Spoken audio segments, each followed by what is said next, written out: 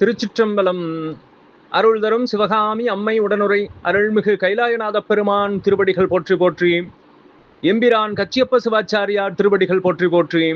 கந்தபுராணத்தினுடைய 67வது பாடல், ஆற்றுப்படலத்தினுடைய 17வது பாடல் நம்முடைய சிந்தனைக்கு.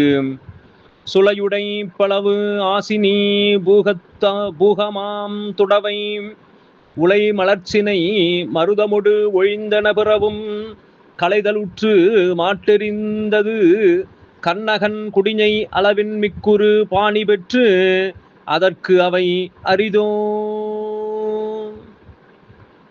சுளையுடை பளவு ஆசினி பூகமாம் தொடவை. இந்த பாலாறானது பலாப்பழத்தினுடைய பல்வேறு வகையாக இருக்கக்கூடிய அத்தனை பலா மரங்களையும், வருக்கை பலா, ஆசினி பலா என்று சொல்லக்கூடிய அவற்றை, அந்த மரங்களை அரித்து எடுத்துக்கொண்டு பூகமாம் துடவை உலை மலர்ச்சினை மருதமோடு ஒழிந்தன பிறவும் இன்னும் இருக்கக்கூடிய பாக்கு மரம், மாமரம், மருத மரம் மற்றும் இருக்கக்கூடிய இன்னும் என்னென்ன வகையான மரங்கள் இருக்கின்றனவோ அத்தனை மரங்களும் வேரோடு பிடுங்கி எடுத்துக்கொண்டு களைதல் உற்று மாட்டே எரிந்தது. அப்படி வேகமாக பறித்து வீசி எரிகிறது. கண்ணகன் குடிஞை அளவின் மிக்குறு பாணி பெற்று அதற்கு அவை அரிதோ.